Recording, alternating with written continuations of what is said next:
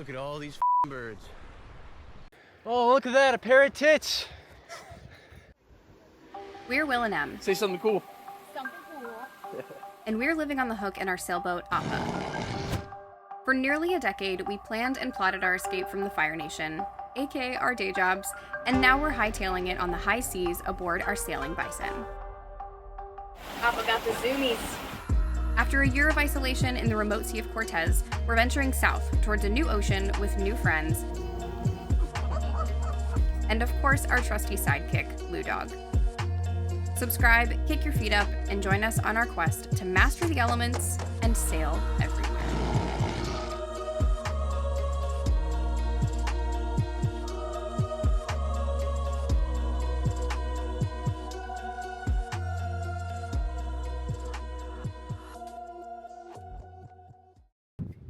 All right, getting the boat ready here. We are headed out of Mazatlan. Emily and I had a very nice walk around town. Got to see both Malecons up and down the hills, a little bit of the historic district, inside a museum of archaeology. That was a really cool one. Some dead people there. Love dead people. And now we're getting out of here. It's about a 24-hour sail. Almost due south, pretty much a straight line down. This will be interesting again because I had a migraine. So I took my migraine medicine maybe like 30 minutes ago. So I'm right on the edge of woozy it not, and I'll see if I get seasick again. But that's it, we're out of here. We've been hearing about Isla Isabel for a long time. Very excited to get out there. Should be good.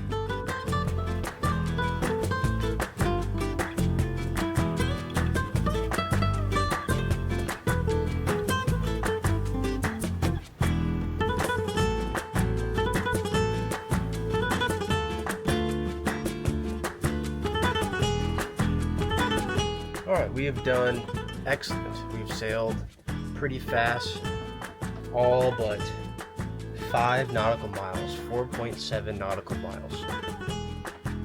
Really pretty good. The wind has all but died now. A couple ripples left, a couple breezes blowing the sails, but mostly it's just the current pulling us into the island, which we don't like. So I'm gonna kick the motor on here. We only have one. But I'm gonna kick it on, and we are going to motor sail about the next half an hour, and then we should be around the point here where I expect to lose 100% of our wind, in which case we'll just pull down the sails, motor into our anchorage, and hopefully chill here for a couple days. I didn't mention it earlier, but they call this the Galapagos of Mexico. I guess it's pretty special. We'll find out.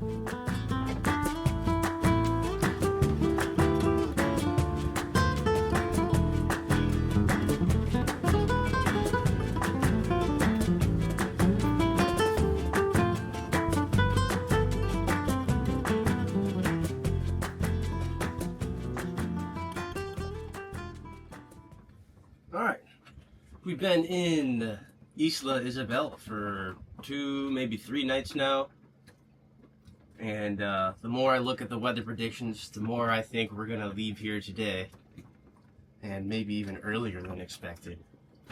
Try to do as much sailing as we can, you know? I'm a little bit into project mode right now because it's important that we get all of the projects that we need to get done out here done, because in PV, they have alligators or crocodiles. I don't know. Neither of which I want to mess with, and you can't go in the water because of it. So I checked the bottom yesterday. It's looking really good. Very happy with that prop speed. Very happy with the bottom paint, the job overall. There's maybe about 5 to 10 minutes of cleaning up I gotta do down there. So I'm gonna go ahead and knock that out here before the waves build anymore and before I'm swimming with crocodiles, because that would suck. Do you remember earlier when I said that I had to do a bunch of jobs because we were going to leave here today because the wind was great? Mm-hmm. I lied. No, the wind prediction changed. All that good winds coming tomorrow. So I worked on my project for a while, got some other projects done, had a pretty chill day, and now, believe it or not, we are headed to do a hike on the famous Isla Isabel, the Galapagos of Mexico.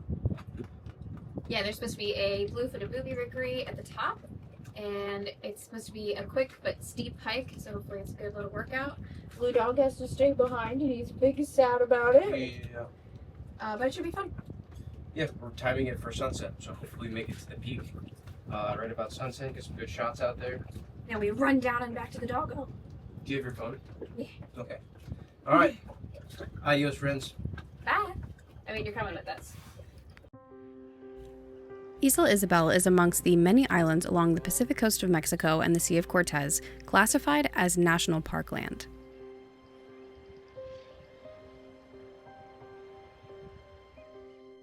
It's not difficult to understand why this prehistoric nesting ground and its surrounding waters were placed under protective jurisdiction in 1980, or why UNESCO declared it a World Heritage Site in 2005. The cloud-like mass of frigate birds moving across the sky and humpback whales popping in for a brief hello upon arrival give you surreal vibes. Like you entered another world, or maybe a weird experimental theme park? Jeff Goldblum, is that you? The first vessel landed here, at least on record, in 1836, owned by the French Navy and captained by a man whom I would surely offend if I attempted the pronunciation of his name. Aboard a vessel equally as French, but much easier on the tongue, La Venue. But nowadays, he's pretty irrelevant in regards to the island. The local fishermen's cooperative proposed 600 acres of no fishing zone around the island to help preserve the marine environment. And while the small fishing encampment along the shoreline, with loads of plastic fishing nets and the cover of darkness panga activity, will have you questioning the meaning of the term protected area, the sea life here was clearly thriving in a way we'd yet to see in Mexican waters.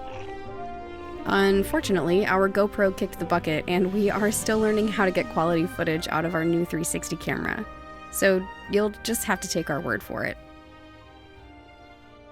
Above the waterline and past that fishing encampment lies a trailhead ready to whisk you away into the world of controversial prehistoric DNA experimentation.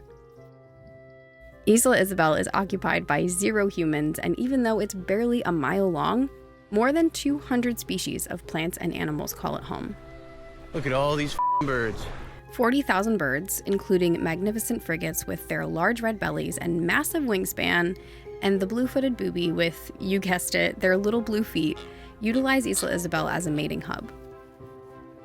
There are no natural predators here, so nesting on the ground or in low-lying branches isn't a concern for our feathered friends.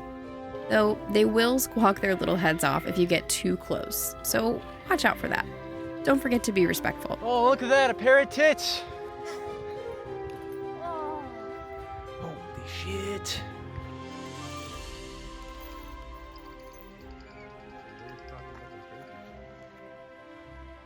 Waddling up the hill. What a pair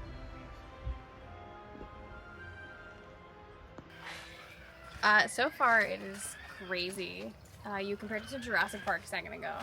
Very good description. There's birds everywhere, and if you're not looking at your feet, you're gonna step on an iguana. I'm currently not looking at my feet. I know. I'm watching behind you though. Thanks, honey. I think this is the most greenery we've seen since we got into Mexico. Everything's been like desert up until this point.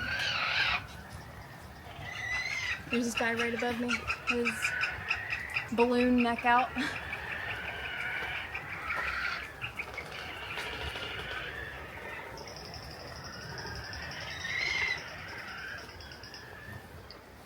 He's looking at us.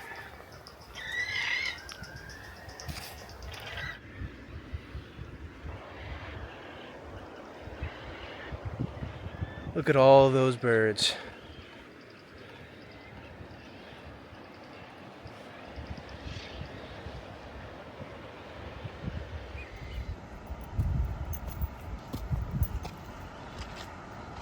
We found the steep part of the hike. Birds everywhere. And so far we're timing sunset pretty nicely. Emily just got buzzed. I thought the Sarah was coming for me. Buzzing the air tower, baby. Coming in hot.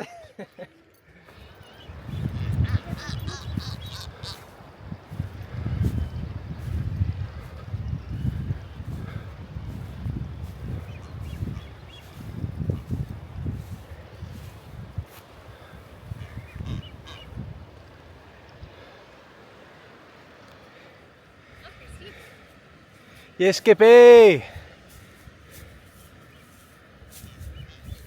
Here's a fun one. My handheld VHF just started going off my backpack, and there's nobody around. There's nothing for 40 miles around here. And you may or may not know this, but VHF signals don't bend. So as the curvature of the Earth drops off, you start losing those VHF signals. So being on top of this giant mountain right now, I've got to be picking up VHF signals from like 100 miles away. Crazy shit. It's fun times. This is Nature Walks. Look at all them chickens.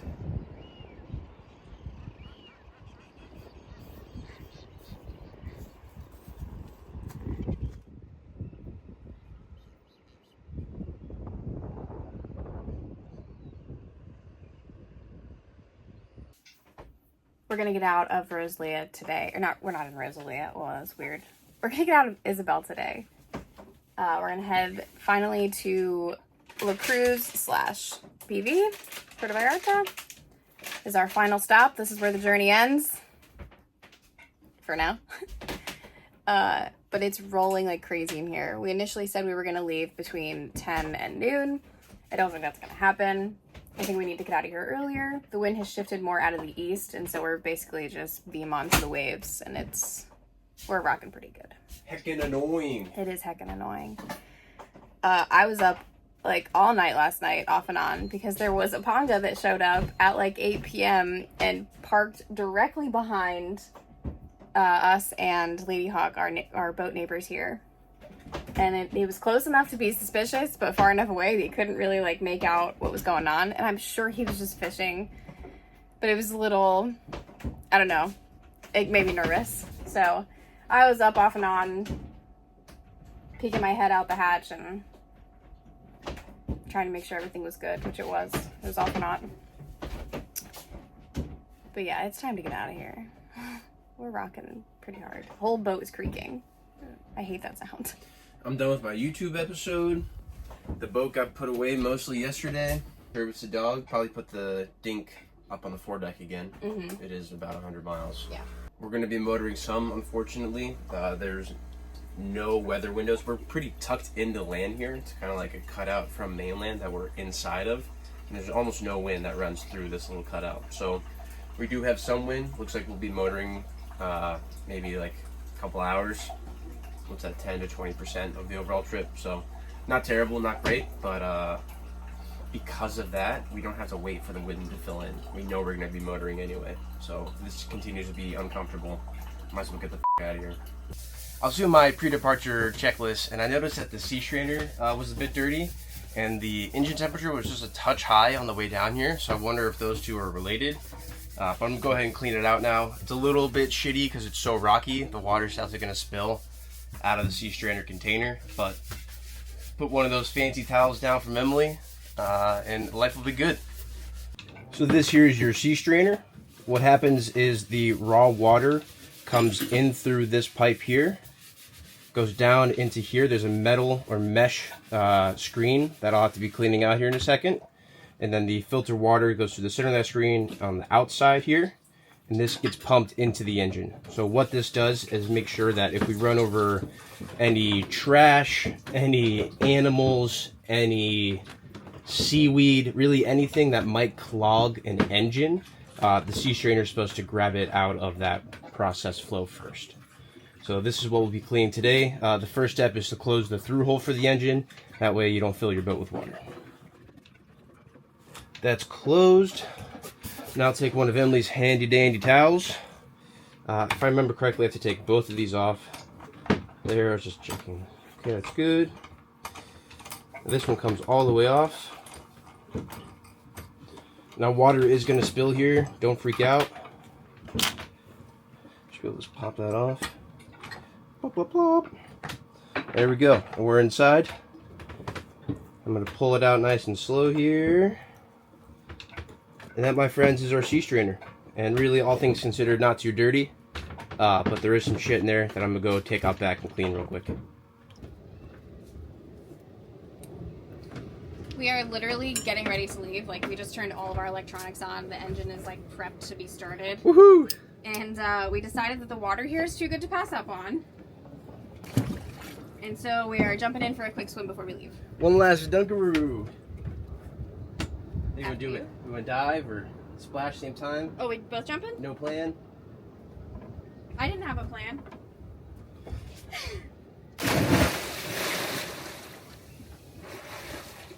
Woo! Feel good? Oh yeah. Oh, I hate jumping in. You hate jumping in?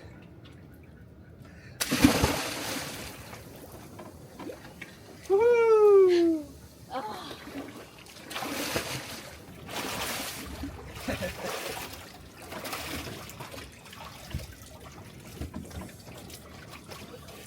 I don't know how yet to effectively get my hair done after after it gets wet with the afro.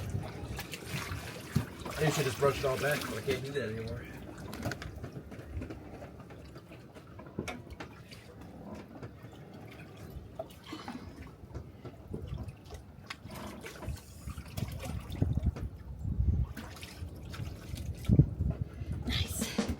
We know it's a short and sweet one for you this week, but we hope you enjoyed it nonetheless. If you're new here, don't forget to subscribe to the channel so you don't miss any of our upcoming episodes. Season 2 is just getting started as we make our way down the Pacific Central American coast towards the Panama Canal. And if you're not new here, next week picks up where our Sail Everywhere docuseries left off, so you will officially be seeing all new footage. You even get to meet both my and Will's parents. In real time, we've just left Chiapas, the southernmost stop in Mexico, to attempt the well-known and wildly dangerous bar crossing in Bahia del Sol, El Salvador. For more real-time updates and to see how we manage across the bar, you can join us over on Patreon. One last thing before you go, we've recently launched our merch store. Patrons were able to get first dibs, but there's still plenty of TSB goodies waiting for you up there. Check the video description for links. Thanks, guys, and we'll see you next week. Yip, yip.